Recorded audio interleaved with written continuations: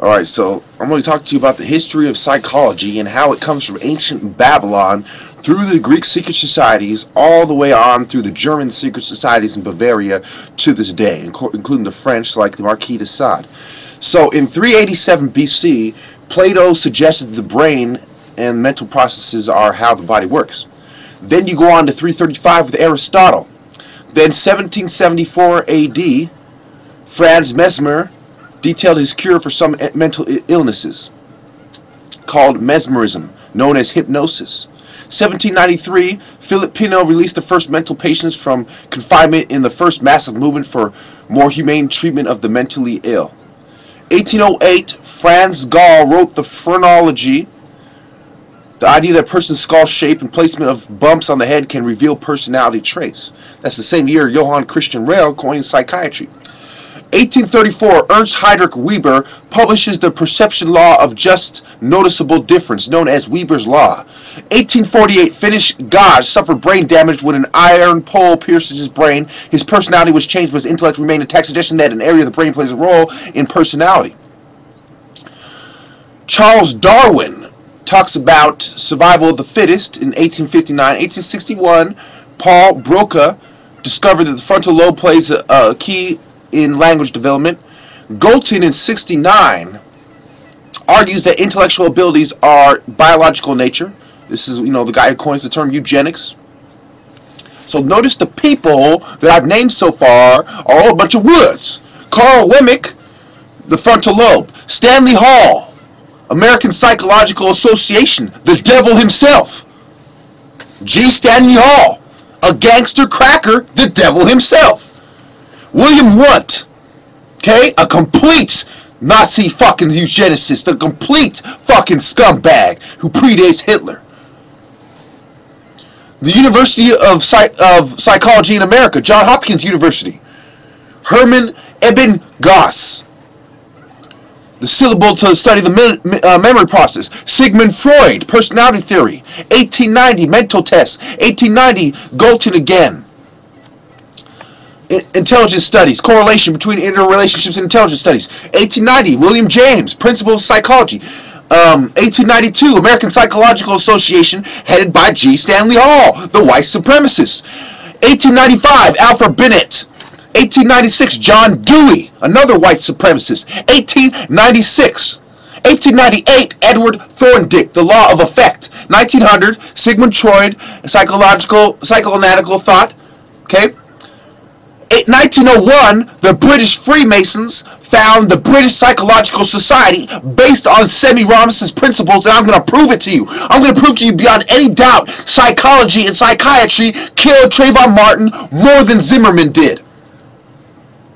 We go on. 1906, Ivan Pavlov, classic conditioning. That's what Zimmerman was. He was conditioned wood who was mixed with Spanish, mixed with Hispanic, who lived in a white neighborhood, who practiced psychology and social isolation of minorities and marginalizing minorities. That's what they practice. They practice discrimination, and it has to do with psychology.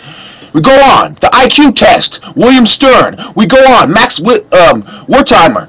John E. Watson, Carl Jung, the fucking scumbag, white supremacist, like Joseph Campbell, Stanford Binet. We go on, Robert Yerkes, John B. Watson, okay, 1925, Wolfgang Kohler, The Mentality of Apes, as he compares blacks to apes and whites to a master race. Anna Freud, related to the other Illuminati Sigmund Freud fucking scumbag, okay, Walter B. Cannon, Jean Baguette, Henry Murray, Egas Moniz, all of them white supremacists pushing the ideas of psychology. Carl Rogers, The Journal of Clinical Psychology, 1945. Erik Erikson, Hans Eysenck, B.F. fucking Skinner, known white supremacist, talked about in the documentary Maafa, the eugenics on the black race, especially in America.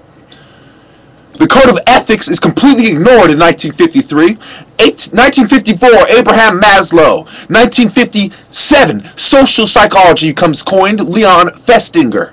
1961, John Barry, Carl Rogers, Alfred Bandura, Morality and Development, Lawrence Kohlberg, 1963, 1967, Arabic. Of all these white people I just named, 97% of them are white supremacists. Doesn't that bother any of you? Doesn't that bother any of you? That since fucking Babylon, psychology was developed by secret societies who belonged to the white power structure and white supremacists, and eugenics took the flame from them. We go on, the DSM-4, 1994. They still haven't had it right. They revised it 4 fucking times by 1994, and they still didn't get it right. 1995. The U.S. military psychopharmacology company, okay? Meaning that they have a whole military-industrial complex pushing psychopharmacology. You understand me?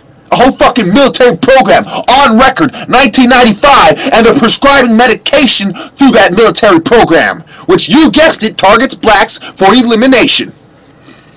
1995, 1997, Deep Blue, the supercomputer, starts going after artificial intelligence, Kasparov, chess players, white supremacists. 1998, E-therapy. 99, Guam. 2002, New Mexico becomes the first state to pass legislation allowed licensed psychologists to prescribe psychotropic medication. So, they're allowing the psychologists who worship semi-fucking-Ramists on record to prescribe eugenics pills.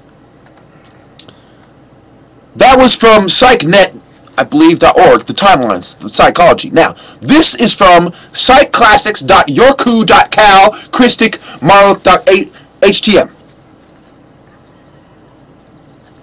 It starts off by talking Rudolf Gluck, 1547 to 1628. By his, and I quote, by his philosophic attitude, he belonged to the so-called, quote-unquote, semi-Ramists on record. That is the name of the group, semi-fucking-Ramists, the whore that rode the beast. The reason why there's a feminist fucking movement goes back to semi-Ramists in Babylon. That's their precious fucking queen. That's their example that women should be equal. The devil, Lilith, whore herself.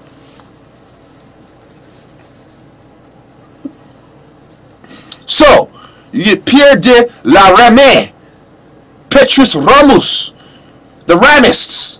Now, semi-Ramists played a key role in the very development of psychiatry and psychology. Psychology was not even coined as a term before Semiramis and her principles of controlling the minds of men were already being applied by Plato, Aristotle, and Alexander the Great, who died in Babylon. Duh! He died in Babylon because he's following the fucking psychological philosophy of Semiramis. Semiramut. Read a fucking book. I have. I've studied psychology and psychiatry for 20 plus fucking years.